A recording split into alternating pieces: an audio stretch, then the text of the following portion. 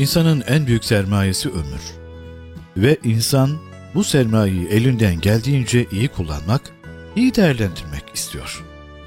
İçini ne kadar iyi şeyle doldursa da insan zamana yenik düşüyor. Yaş alıyor, yaşlanıyor. Ve insan durdurmak için çareler arıyor zamanı. Ama ne çare? Durmuyor. Mugadderata doğru, beklenen sona doğru ilerliyor zaman. Durduramıyorsak zamanı, gelmiyorsa elden bir şey, o vakit elde olanı güzelleştirmek daha akıllıca olmaz mı?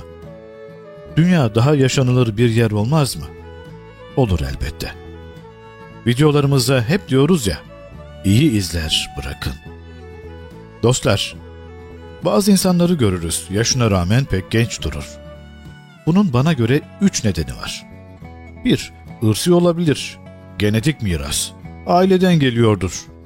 Çevrenizde muhakkak vardır, 50 yaşında olmasına rağmen 30 yaşında gibi duran kadınlar ya da erkekler.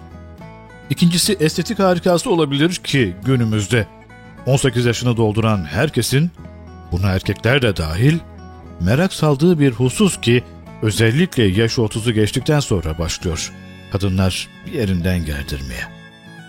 İlla pahalı ameliyatlar olacak diye bir durum söz konusu değil.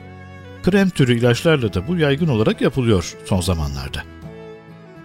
Bu 2 maddeyi elersek varmak istediğimiz yere varırız. Sağlıklı yaşamın bir sonucudur. İleri yaşa rağmen genç kalmak. Bugünkü videomuzun konusu kolajen değerli dostlar. İlk videomuzda kolajene dair önemli detaylar vermiştik. Bu sefer biraz daha detayına inelim istiyorum. Bu arada sizden ricam videomuzu sonuna kadar izlemeniz, kanala abone olmanız, zili de aktif etmeniz. Videomuzu beğendiyseniz sosyal medya hesaplarınızdan paylaşırsanız bizi mutlu edersiniz.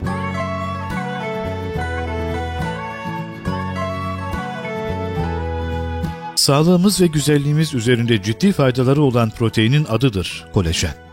Peki kolajen doğal yoldan nasıl alınır?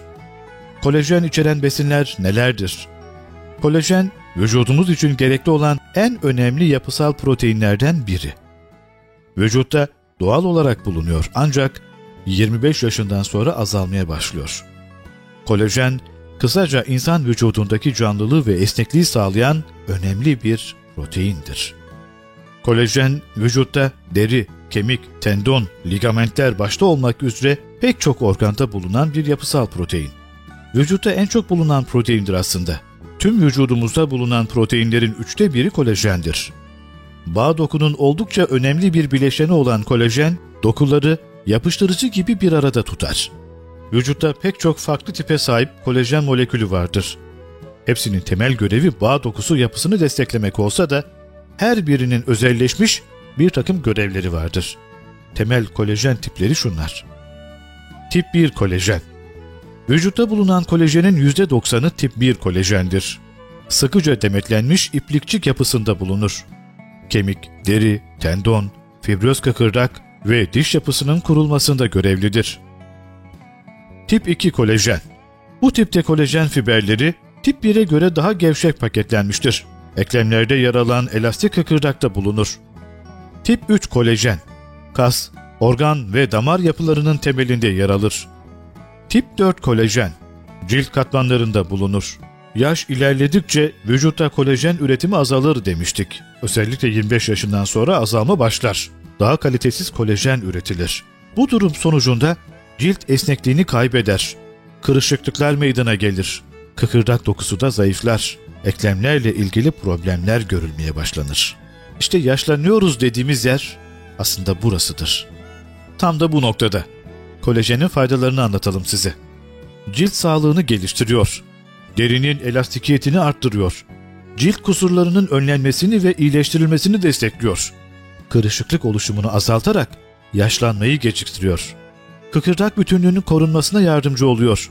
Eklem ağrılarının hafifletilmesine yardımcı olurken eklem iltihaplanmalarını da önler.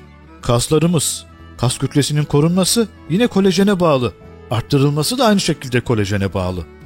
Saç ve tırnak sağlığımız kolajene bağlı.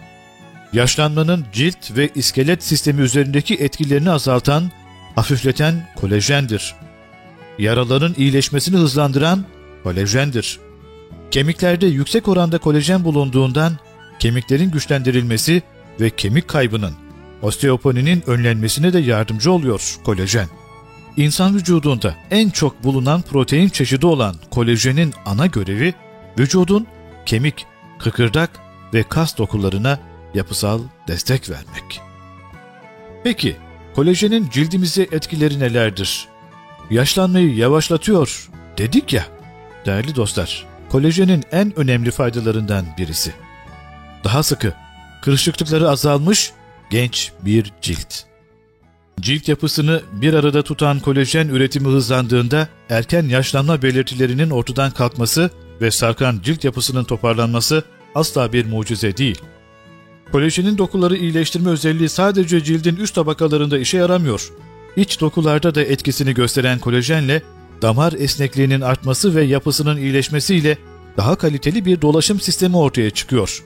Bu durum kardiyovasküler sisteminizi daha sağlıklı bir forma kavuşturuyor. Kolajen demek esneklik demek. Buna eklemlerinizin de daha esnek olması demek. Eklem mobilitesinden şikayetçi olanlar ve eklem rahatsızlıklarına sahip olanlar kolajenin esneklik sağlayıcı özelliğinin faydasını görebilir. Günümüz erkeklerinin en önemli sorunlarından bir tanesidir kellik. Kelliğe günümüzde bir çözüm olsa da yaşlanma belirtilerinden incelen saçlar ve saç foliküllerine karşı kolajen güçlü bir müttefik olabiliyor. Saç köklerini ve foliküllerini uyarıp kalınlaştıran kolajen, daha gür, daha güçlü uzayan saçlar için başvurabileceğiniz bir destek. Yaş aldıkça iyileşmesi yavaşlayan yaraların bir sebebi de vücutta azalan kolajen üretimidir. Vücuda yapılan ek kolajen takviyesi ve kolajen üretimini aktive edici takviyeler, cildin yeniden yapılanmasını ve yaraların daha hızlı iyileşmesini sağlıyor. Kolajenin içinde bulunan bir amino asit olan glisin, mide asidi üretimini destekliyor. Dolayısıyla yiyeceklerin daha iyi sindirilmesi de kolajene bağlı. Cilt yapısını içten dışa destekleyen ve sıkılaştıran kolajen, cilt altında şekilsizce yerleşen yağ dokusunun toparlanmasına yardımcı olabiliyor. Sıkılaşan ciltte selülit görünümü de azalıyor.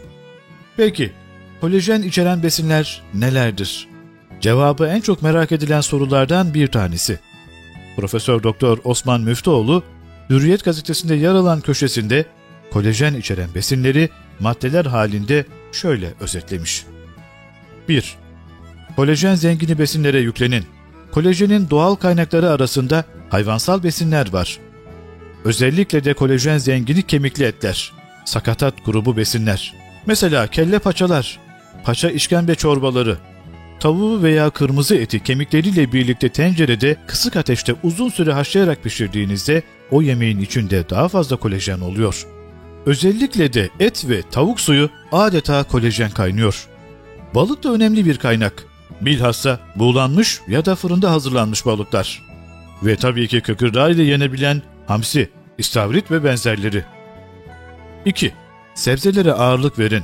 Özellikle de havuç, balkabağı gibi turuncu sebzeleri, pancar, domates gibi kırmızı lezzetleri tercih edin. Turuncular lütein, A vitamini, kırmızılar, morlar, likopen ve antosiyanin zenginlikleri nedeniyle hem kolajen üretimini destekler hem de mevcut kolajenin yıkımını yavaşlatırlar. Sebze meyve listenizde anti-iltihap özelliği nedeniyle ananasta mutlaka olmalı. Ananastaki bromelain önemli bir iltihap önleyici ve kolajen koruyucudur. 3. Yumurta beyazı yiyin. Yumurtanın sarısı da kolajen dostu ama yine de güçlü lizin ve prolin içeriği nedeniyle yumurta beyazı kolajen üretimi bakımından daha önemli. 4. Omega 3'ü ihmal etmeyin. Omega 3 zengini besinlerin hepsi güvenilir birer kolajen dostudur. 5. Turunçgili ihmal etmeyin. Portakal, mandalina, greyfurt fark etmiyor. Hepsinin kabuğunun alt kısmındaki beyaz bölüm şifa kaynıyor. Bu alan mükemmel bir hesperidin kaynağı. Hesperidin ise çok güçlü bir iltihap baskılayıcı ve kolajen koruyucudur. Ben sağlıksız yaşayanları da gördüm. Pek dinç, pek zinde diyebilirsiniz. Bu konuda yaptığım çokça radyo programında aldığım konukların geneli şunu söylemişti.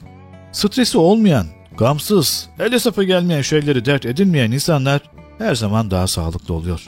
Bundan ben şunu anlıyorum. Arkadaşlar, stres vücudumuzun tüm organlarını etkiliyor. Vücudumuzun matematiksel ayarlarının hepsini bozuyor. Bu konuda çok az şey yazılıp çiziliyor ama bana göre stres ve kaygı bozukluğu asrımızın en büyük sağlık problemi. Bazen düşünüyorum, asgari ücretle geçinen bir adam, bir baba. 2 çocuk, bir eş ve kendisi. Mucizeyi başarıyor bu insan. Nasıl stresli olmasın? Nasıl gamsız olabilir ki bu baba? Ülkemizde aç yok. Evet, bu sözlere katılıyorum. Hayırseverlerimiz sağ olsun. Bu noktada sorun yok. Üzerlerine düşeni yapıyorlar. Ama gel gelelim, yaşam standardı dediğimiz şey imrendiriyor, gıpta ettiriyor, yerindiriyor. Açlıktan beter. Çocuk bu, ister, istiyor. Can bu, çekiyor. İnsanın evladına alacak gücümüz yok demesi kadar ağır bir travma yok bana göre. Velhasıl konumuz bu değil ama sağlıklı beslenmek önemli. Ama ondan 2 kat daha önemlisi stresten uzak durabilmeyi başarmaktır kanaatimce. Kıymetli dostlar, sizleri seviyorum. Muhabbetinizi eksik etmeyin. Yorum ve beğenilerinizi önemsediğimi lütfen bilin. Sağlığınız için, sevdikleriniz için kendinize iyi davranın, kendinize iyi bakın.